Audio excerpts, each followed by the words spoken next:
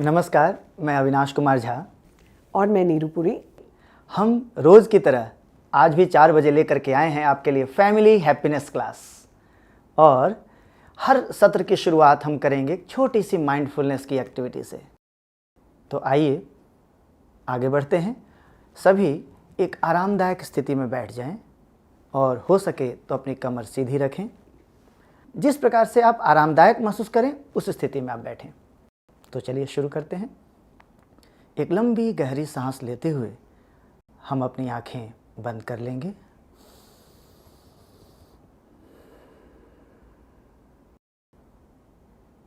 यदि आपको अपनी आंखें बंद करने में असहज महसूस हो रहा हो तो आप अपनी आंखें खुली रखते हुए नीचे की ओर भी देख सकते हैं।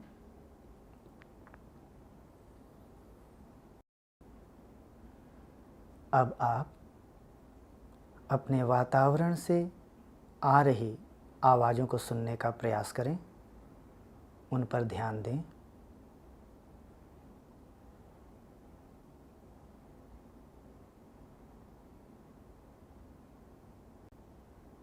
ध्यान दें कौन सी आवाज़ें आ रही हैं, किस ओर से आ रही हैं। आवाज़ें धीमी हैं या तेज हैं, दूर से आ रही हैं या पास से।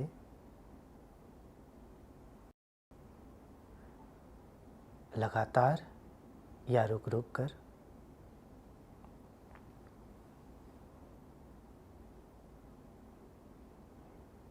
अब आप अपना ध्यान अपनी सांसों पर लेकर आएं।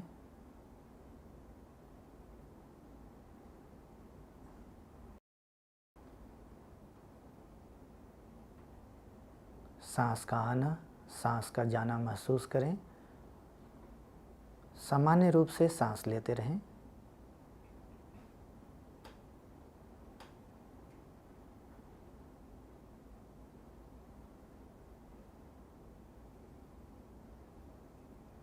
यदि आपका ध्यान भटक गया हो तो बिना किसी दबाव को महसूस किए उसे वापस अपनी सांसों पर लेकर आएं।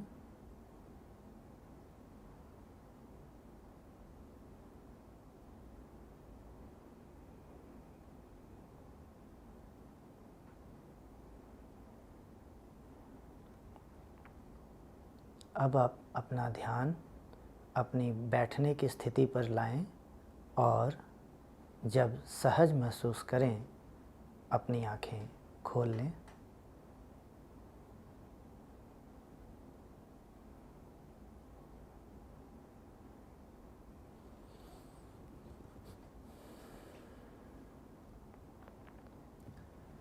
तो नीरू जी, हमने माइंडफुलनेस तो कर ली है ना, और अब हमें इंतज़ार है आज की एक्टिविटी का जी। तो उसे कराया जाए। जी, आज हम एक बहुत रोचक गतिविधि लेकर आए हैं और जो बच्चे और हम लोग अक्सर अपने घरों में खेलते ही रहते हैं। तो सांप सीढ़ी का नाम तो आपने सुना ही होगा। अच्छा, वही लूडो वाला जी। अच्छा, लेकिन यहाँ हम बोर्ड पे लूडो की तरह नहीं खेल रहे हैं। हाँ। हम केवल और केवल सांप का इशारा करेंगे। अच्छा। और सीढ़ी का इशारा करेंगे। यानी कोई गोटी नहीं खिसक रही होगी कहीं पर। हाँ? जी, सही समझ रहा हूँ ना मैं? जी बिल्कुल। कि कोई गोटी नहीं खिसक रही होगी, बिल्कुल। कोई पासा नहीं फेंका जा रहा होगा, नहीं। बल्कि सांप और सीढ़ी का हम केवल इशारा करेंगे। लेकिन इशारा करेंगे किस बात पर? जी, जैसे हमारा लक्ष्य होता है सांप सीढ़ी की खेल में कि 100 नंबर तक पहुंचना है फटाफट जी। अब हमने यहाँ अपना लक्ष्य रखा, वातावरण को कैसे हम अच्छा बनाए रखें, दूषण प्रदूषण से बचा कर रखें और अपनी सेहत का भी ध्यान रखें। दोनों काम करने हैं। और मैं कुछ कथन बोलूँगी, आप उस कथन में छुपा हुआ काम देखेंगे और उस काम के बारे में बताएंगे कि वो काम हमारे लक्ष्य की ओर ले जाने के लिए सीढ़ी बना या वो काम हमारे लक्ष्य से गिराने के लिए सांप बना और आप नीचे आ गए। समझ आ गई बच्चों? समझ आ गई आपको? चलिए तो शुरू करें। चलिए, तो मैं पहला कथन बोलती हूँ अपना। पहला कथन है, रोज सुबह उठकर नहाकर तैयार होना। आपकी मर्जी है। रोज सुबह उठकर नहाकर तैयार होना। आपकी मर्जी है।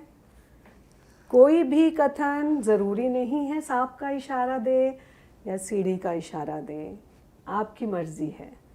चलिए, बहुत देर लगाई आपने, बच्चे कर चुके होंगे। चलिए दूसरे प्रश्न, दूसरे कथन पे आते हैं हम। पौधों की देखभाल करना। ओके, घर की सफाई करके कूड़ा घर से बाहर फेंकना।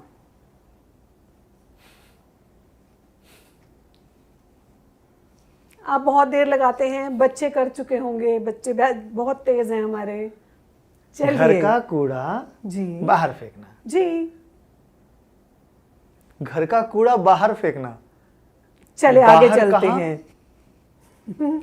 बच्चों पे छोड़ेंगे। अच्छा चलिए। जी, कागज के नाव बनाकर पानी में चलाना। बहुत कठिन सवाल लग रहा है मुझे तो। बहुत सारी बातें जो है मुझे उलझा कर छोड़ दे रही है। जी, क्या आप भी उलझे हुए हैं? जी। देखिएगा, जहां भी उलझन हो वहां घर में चर्चा करने का एक अवसर तो मिल जाता है। अगला कथन बोले। चलिए बोलिए, देखते हैं। फूल तोड़ना। फूल तोड़ना। हाँ,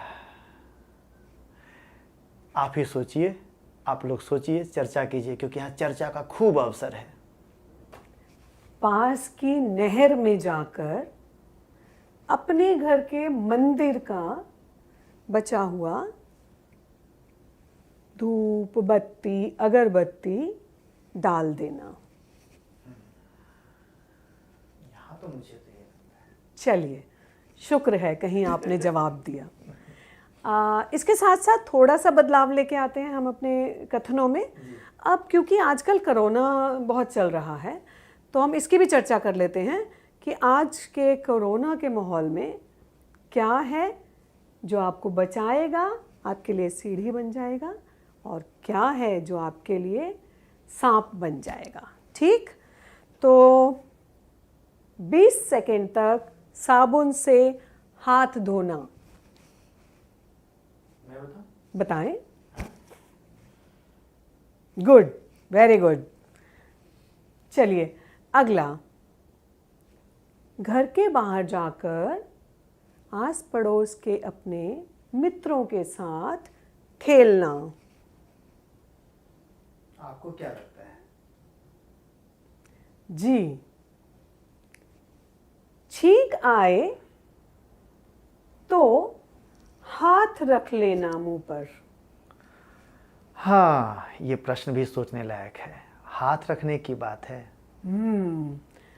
एक और बात बताएं। प्रश्न रखिए। बिना हाथ धोए खाना खाना। बिना हाथ धोए खाना खाना। बिना हाथ धोए खाना खाना, आपने यही कहा है ना? जी, बिना हाथ धोए, जी, है ना? जी, धोने की बात है। जी। बहुत सोच में पड़ गया विनाश जी। आप भी सोचें, चर्चा करें और फिर सही इशारा बताएं। जी चलिए, हाँ आगे बढ़ें। जी, प्रश्नों की चर्चा पर पहुंचे। हाँ कर सकते हैं। गतिविधि में मज़ा आया? अगर आपको मज़ा आया तो ऐसे ही और कुछ वाक्य लेकर आएं और आपस में अपने परिवार के साथ मिलकर सांप सीढ़ी खेलें। तो चलिए कुछ प्रश्नों पर चर्चा हो जाए। तो पहला प्रश्न है, जिन बातों पर आपने सीढ़ी का इशारा किया तो ऐसा इशारा आपने क्यों किया?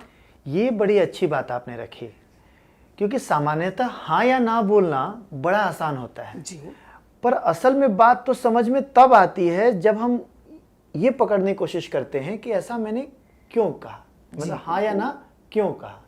तो कोशिश कीजिएगा कि चाहे आपने सांप की आकृति बनाई हो, चाहे सीढ़ी का इशारा किया हो, पर जो बात आपने रखी है ना, ये हाँ ना का तरीका ही तो था। बिल्कुल, दोनों तो प्रश्न ले लिए अविनाश जी ने, दूसरा अपने आप ही बोल दिया कि सांप का इशारा किया हाँ, तो क्यों किया, हाँ, सीढ़ी का इशारा किया तो क्यों किया। तो दोनों चीजों पे आप बात करेंगे, चर्चा करें। बिल्कुल बिल्कुल। आगे बढ़े। जी जी जी। तो एक टास्क है अच्छा, सबके लिए। वो टास्क ये है कि अब आप अपने लिए कोई लक्ष्य निर्धारित करो। लक्ष्य वातावरण की सुरक्षा भी हो सकता है, ठीक। अब देखो उस लक्ष्य तक पूरा पहुंचने के लिए आपको अपने लेवल पर क्या क्या प्रयास करने पड़ेंगे। तो वो लक्ष्य कोई अपनी जिंदगी का कोई व्यक्तिगत मामला भी तो हो सकता है। बिल्कुल हो सकता है। हाँ? बिल्कुल हो तो सकता अपनी जिंदगी के व्यक्तिगत मामले की बात हो या सामाजिक मामले की बात हो, एक लक्ष्य निर्धारित करें, है ना, ये आपका कहना है। जी जी। और लक्ष्य निर्धारित करने के बाद फिर क्या करें? लक्ष्य निर्धारित कर दिया, उसके बाद ये जांचेंगे कि उसके लिए क्या क्या प्रयास आपको करना है। मतलब लक्ष्य निर्धारित किया, जी। फिर हमने उसके बाद यदि मैं एक शीट के हिसाब से देखूं, एक कागज पे लिखने के हिसाब से देखूं, तो मैं पहले लक्ष्य लिख लूं, है ना। बिल्कुल। उसके बाद फिर मैं ये देखूं कि मुझे क्या क्या करना पड़ेगा, क्या क्या करना पड़ेगा, वो लिखूं। याद रखिएगा ये कोई सांप सीढ़ी का खेल नहीं है। हाँ। कि पासा फेंकेंगे, नंबर आएगा और 100 तक पहुंचेंगे। मतलब भाग्य की बात नहीं है जी, है ना जी। प्लान करना होगा, प्रयास करना। तो फिर उसका अगला चरण क्या होगा, अगला काम क्या होगा? और इसके साथ जुड़ा हुआ ही टास्क है कि आपको ये भी देखना पड़ेगा कि इस कार्य को पूरा करने में, उस लक्ष्य तक पहुंचने में आपके रास्ते में किस प्रकार की बाधाएं आ सकती हैं। क्योंकि जब भी हम कोई लक्ष्य की बात करते हैं तो बाधाओं को भी पहले से हमें समझ लेना चाहिए। जब हम बाधाओं को समझ लेते हैं तो हम ये भी देखने की कोशिश करते हैं कि उन बाधाओं से पार कैसे पाएंगे। तो तीसरी बात उसी से जुड़ी है कि इन बाधाओं से पार पाने के लिए आपको किस किस की सहायता की ज़रूरत पड़ेगी, यानी कौन कौन आपकी उसमें मदद कर पाएगा कि आप अपने लक्ष्य तक पहुँचें और रुकावटों से पार पा लें। तो प्रश्न तो यहीं ख़त्म होते हैं। और अंत में एक बात मैं कहना चाहूँगी इस खेल के ऊपर कि सांप सीढ़ी का खेल तो हम सभी खेलते हैं और उसमें हार जीत होती है। कोई व्यक्ति पहुँच जाता है 100 पर, वो जीत जाता है और वो खुश होता है, और कोई हार जाता है और वो दुखी हो जाता है। हमारे इस खेल में कोई हार जीत का मामला नहीं है। तो आप सभी खुश हुए या नहीं खुश हुए, जांच के देखेंगे और इस तरह के और खेल जो हैं बनाने की कोशिश करेंगे जिसमें हार जीत के मामले ना आए। क्या बात है, मतलब खेल लेकिन हार जीत की बात ना हो। बिल्कुल। यानी मजा भी आ रहा हो जी। पर उसमें ऐसा ना हो कि एक को मजा आ रहा है या एक ने कुछ हासिल किया उसे ऐसी फीलिंग पहुंच रही है और दूसरे ने कुछ खो दिया उसे ऐसा लग रहा है। तो ऐसे खेल भी ढूंढते रहिएगा जिन खेलों में कोई हार जीत की बात ना हो, हर व्यक्ति वहाँ एंजॉय कर रहा हो, हर व्यक्ति मजे से उस वक्त को जी रहा हो। जी, है ना जी। क्या बात है। तो चलिए अब हम अपने सत्र का समापन करते हैं जी। 2 मिनट के लिए शांत बैठकर। तो आप चाहें तो आंखें बंद रखें या खुली रखें, आपकी इच्छा है। आप 2 मिनट के लिए शांत बैठेंगे और इस सत्र में हमने जो भी किया, आपके जो भी विचार और भावनाएं आए, उनके ऊपर मनन करेंगे। जी।